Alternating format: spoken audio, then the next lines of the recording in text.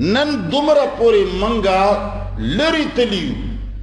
چې یو سړی ته ته 10 آیاتونه پیش کا، 20 آیاتونه پیش کا، ملا خبره کوم د امینه پیش کا ورته پغا اثر نه کوي. هغه به کله درته وایي چې دا څه صیغه ده، کله به درته وایي چې دا مبتدا ده او که دا خبر ده، او جی دا کمه قضیه ده، دا قضیه مهمله ده، او که دا څه شی دي، دا صغرا ده، او که دا مړه خو دی به د آیت هر لحاظ سره جواب کوي. خو کتا ورته ووایي چې ته دیوبندی ګوره د دیوبندیانو مشر دا لیکلي دي، بس فبهت الذي کفر، ټکم نشي کوی. کتا ورته ووایي چې ته بریلی ستاسو احمد رضا خان بریلوي صاحب لیکلي دي، بس فبهت الذي کفر، ټکم نشي کوی. کتا ورته ووایي چې ته پنجپیری ستا شیخ القرآن لیکلي دي، بس فبهت الذي کفر، ټکم نشي کوی. کتا ورته ووایي چې ته اهل حدیث یې او ستاسو فلانی عالم لیکلی دی، بس فبهت الذی کفر، ټکم نشي کوی. ومن یشرک باللہ، اللہ فرمائی چې چا شرک کو د الله سره، فقد ضل، نو یقینا دے گمراہ شو، ضلالا بعیدا، په گمراہ لري سره. یو وی چې سړی د یوې لارې نه خطا شي، مثال په طور باندې یو سړی پبو او نوخار ته روان دی، لار کې خطا شو، دی پندو ته رسېدلی دی، مخې دی خوا دی، چا نه یې تپوس وکړو چې نوخار چېرته دی، هغه ورته وایي چې تا خو د نوخار روډ پرېښو وروره، نوخار دې طرف ته دی، لا غوندې هسې مخکې لاړ شه، دا جي ټي روډ دی. یو سړی چې کله دې ځای نه تورخم ته ورسېده، هلته د نوخار پوښتنه کوي، نو دا ډېر لرې ګمراه شوی دی، د ده د را واپس کېدو امکانات، یا دې ځای نه کراچۍ له تللی دی او د نوخار پوښتنه کوي، نو دا دومره لرې تللی دی چې دا را واپس کېدلی. نو الله فرمایي شرک یو داسې مرض دی چې په دې کې څوک لاړو دا را واپس کېږي بیا نه، دا لرې تللی دی ډېر. دغه وجه ده که تا خیال کړی نن د مسلمانانو په ټولو مساجدو او ټولو مدرسو او هر ځای کې د تقریر په میدان کې ټولې مسلې بیانوه، تا سره د چا جګړه نه راځي. مونځ داسې دی، روژه داسې ده، حج داسې دی، زکات داسې دی، مور پلار داسې دي، ښځه خاونده دي، فلانۍ خبره دا ده، ځمکه داسې ده، اسمان داسې دی، مړه بس دا ټوله ورځې قصې بیانوه. جنت کې شین رنگ دی او داسې ګلان دي پکې، او داسې غمي دي پکې، او داسې ولی دي پکې، داسې ونې دي پکې، ایوه دومره غټه غټه ستنده پکې چې هغې باندې دومره زره لاسونه زنجیر نه راتاویږي، او داسې مړه خو بس دا شیان جوړوه. تا نه به څوک پوښتنه ونه کړي چې حاجي صاحب ته کله تللی جنت ته، چې تا ته پکې دا دومره معلومات دي چې داسې ستنې دي پکې،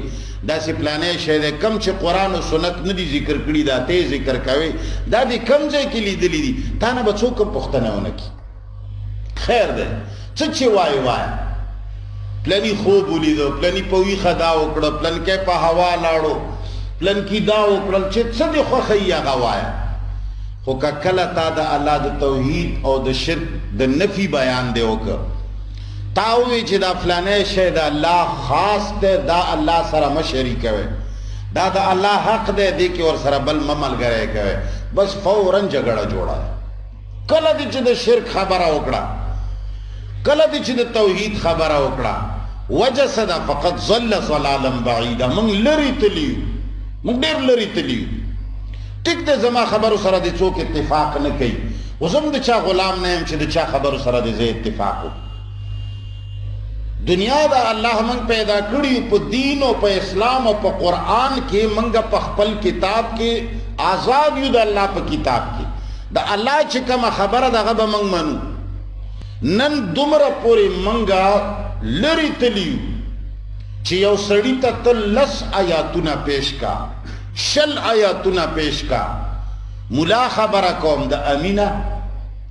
پیش کا ورته، پغه اثر نه کوي. هغه به کله درته وایي چې دا څه صیغه ده، کله به درته وایي چې دا مبتدا دی او که دا خبر دی، او جی دا کمه قضیه ده، دا قضیه مهمله ده، او که دا څه شی دي، دا صغرا ده، او که دا مړه خو دی به د آیت هر لحاظ سره جواب کوي. خو کتا ورته ووایي چې ته دیوبندی ګوره د دیوبندیانو مشر دا لیکلي دي بس فبهت الذي کفر ټکر نشي کوی. کتا ورته ووایي چې ته بریلی ستاسو احمد رضا خان بریلوي صاحب لیکلي دي بس. کتا ورته ووایي چې ته پنجپیری ستا شیخ القرآن لیکلي دي بس. کتا ورته ووایي چې ته اهل حدیث یې او ستاسو فلانی عالم لیکلی دی بس. وجہ صدا منگ دا اللہ پا کتاب ولی نو ادریگو او دا یو مشر پا خبر ولی ادریگو زکر چه منگا اللہ سراغا داسی شریک کرے دے چه زمنگا دی حد تا یقین راغلے دے چه دا اللہ پا کتاب کی العیاذ باللہ چکی دیشی دا اللہ پا کتاب کی تاویل و توجیح کی دیشی العیاذ باللہ کی دیشی دا خیالی وی دا غو خلقو چه دا خطا کی دیشی لیکن دو یقین دے چه دا زما فلانے چه دے دا نخطا کی یرجی دا لوی خلقو دے حد تا منگ رسیدلیو چه نند انسانانو پا کتابونو باندے مناظری کی گی درب دا کتاب و درب دا خبر دا سرائیت حیثیت نشتا کتا چاہتا ہوئی چی ثم انکم بعد ذالک لمیتون ثم انکم یوم القیامت تبعثون. چی قرآن خدا وئی چی دنیا کی کل سڑے مرشی دا با تر قیامت پوری مروی تر قیامت پوری دے بدتوئی چی تعاد روحه فی جسدی جی دا چا ویلی دی رسول اللہ ویلی دی تا تے اوری دلے دے نجی ما خونه دے پلار دے اوری دلے دے نکھ دے اوری دلے دے نجی دا فلانی کتاب لکلے دے فلانی کتاب کتالی دلے دے چی لکلے دے کلا رسول اللہ وی لکلوی رسول اللہ لکلے دے نجی دا خویو عالم ویلی دی خواغت سا پیغمبر علیہ السلام لی دل دے نا غطا بل ویلی دی غطا بل ویلی دی غطا بل ویلی دی غطا بل ویلی دی یو سلسلہ روانا دا ہر چھ دا خبر دا چا دا خبر دا یو عالم دا دا رسول اللہ صلی اللہ علیہ وسلم یقینی 120% یقینی خبر ندا چھ دا رسول اللہ کردے دا او ما وطاتے اوری دلی دا پا سند سر راغلی دا او پا سند کے راویانو کے ہر قسم راویان شتا او دا روایت دا قرآن دا نس سر بقیدہ مخالف دے نو تسنگوئی چی روح رازی واپس دل ورن نوزی نجی دا خوالی دا نور خلق دا دمرا امت نپوئی دا نو کتورتوی چی دا امت خطول یا پوئی دا یا نپوئی دا دا رب نپوئی گی نا پا دیور سر بحث نشی کولی و دا آغا خبری دی چی پا امیان و اثر کئی پا مولا دا خبری اثر نکی ولی فقد ظل ظلالا بعیدا منگ دیر لری تلیو گمراہے کی دیر لری منگ دی حد تلیو منگ باندے دا محنتو نشوی دی چی بئی منگ با دا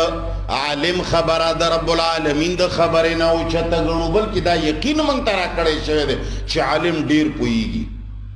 خدا سوچم نشتا چی اللہ دا ٹھولو نلوی عالم دے اللہ فرمائی ومن یشرک باللہ اوچاچ شرکو کدا اللہ سرا فقد ظل ظلالا بعیدا یقیناً دے گمراہ شو پا گمراہ لرے باندے